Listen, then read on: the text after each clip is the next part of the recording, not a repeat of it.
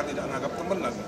Coba dikutip itu dari We are not friends. we are not friends. Jadi Corbuzier. Podcast dari Corbuzier. Bayangin aja, kasihan loh. Ari biasa nonton dari Corbuzier tuh sampai matanya mengalir ke kaca-kaca, nggak dianggap teman.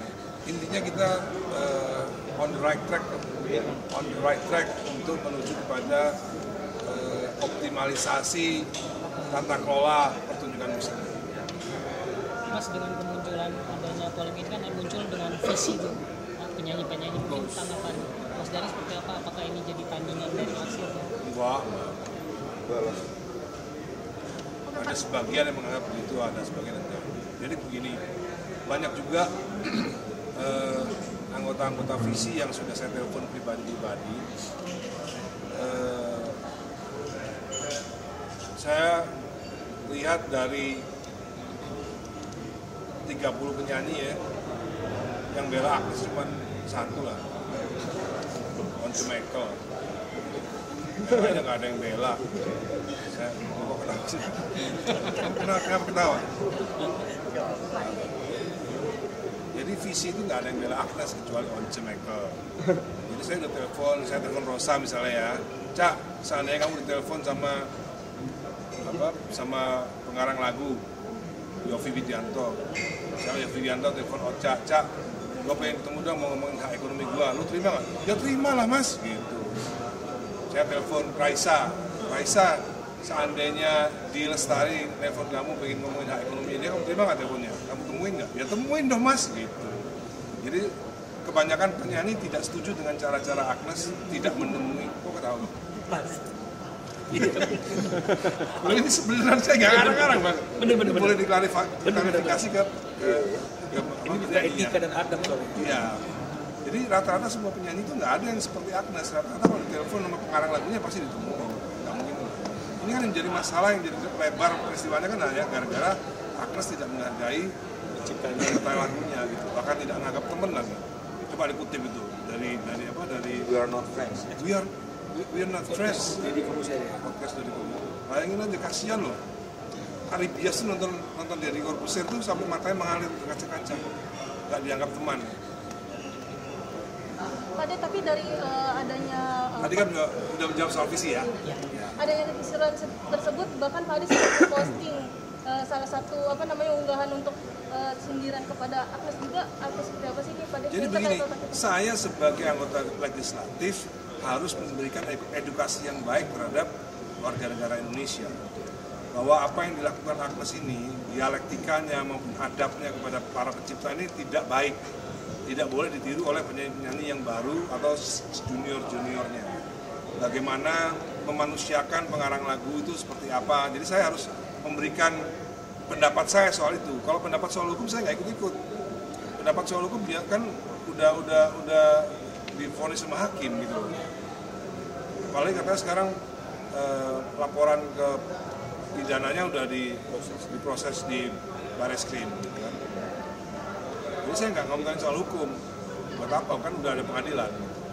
Saya hanya mengomentari soal etika, adab, dialektika, budaya penyanyi kepada pencipta lagu supaya hal seperti Agnes ini tidak boleh terjadi lagi. Tapi melihat setelah adanya podcast Agnes dengan Deddy Corbuzier juga belum ada itikat baik sampai sekarang ke Mas Ari sendiri. Ya nggak apa-apa, itu kan pilihan hidupnya kan. Cuman kita juga harus memberikan edukasi kepada masyarakat bahwa apa yang dilakukan Agnes dengan tidak menganggap atau tidak memanusiakan pengarang lagu itu adalah hal yang buruk, tidak sesuai dengan pendidikan moral Pancasila yang selama ini kita pelajari. Oke. Kalau dari Bang Milano gimana nih Bang Milano? Apalagi kan sekarang kan Agnes sendiri kan kabarnya dipanggil juga ke Barreskrim untuk dalam kasus pidana. Gimana nih Bang? Iya, memang kan artinya kita kan sebelum mengajukan gugatan kan yang pertama kali kita lakukan adalah kan laporan kepolisian. Ya. Jadi memang sudah seharusnya dan sepantasnya penyidik menindaklanjuti proses hukumnya, dan karena Agnes sudah dari Indonesia, ya jangan hanya bertemu dengan fans dan podcast, ya datang juga lah ke Barreskrim untuk memenuhi kewajibannya sebagai warga negara Indonesia yang baik, memberikan keterangan sesuai dengan laporan yang dilaporkan oleh Ari Bias. Jadi kita lihat aja hasilnya, karena penyidik berjanji kepada kami kan minggu ini kan berakhirnya di hari ini, hari Jumat kan begitu, karena besok kan bukan hari kerja. Jadi tadi teman-teman media sudah menginformasikan lagi menunggu di Bareskrim, ya kita lihat saja hasilnya, apakah dia taat untuk memenuhi panggilan pihak kepolisian memberikan keterangan hari ini atau mungkin menundanya. Nah, jadi semoga hukum itu tidak tidak membeda-bedakan, tidak mendiskriminasi kan gitu aja. Mau siapapun dia, nama besar sekalipun, kalau memang sudah melanggar aturan ya wajib untuk bertanggung jawab dan diperiksa oleh pihak penyidik. Tapi ini mungkin pemanggilan yang pertama kali atau sebelumnya sudah pernah dipanggil sih Bang? Sebelumnya sudah pernah dipanggil ya, tapi karena alasan yang bersangkutan tidak ada di Indonesia, mungkin panggilan tidak sampai. Tapi sekarang kan ini artinya dia sudah ada di Indonesia dan sesuai dengan informasi yang didapat oleh penyidik ya, minggu ini ya kita berharap hari ini dia datang dan dia memenuhi kewajibannya untuk memberikan keterangan sebagai terlapor. Oke. Terkait dari Kalau regulasinya berjalan lancar, kira-kira lebih besar mana 2% dari tiket tapi dibayar di akhir atau 10% dibayar di awal untuk pencipta? Sebenarnya bukan masalah persentasenya atau masalah besaran royalti yang akan diterima, tapi kita mau mengembalikan lagi hakikatnya bahwa lisensi itu harus diberikan sebelum penyelenggaraan acara, dan setelah lisensi keluar otomatis harus ada pembayaran royalti. Sebenarnya ke arah situnya.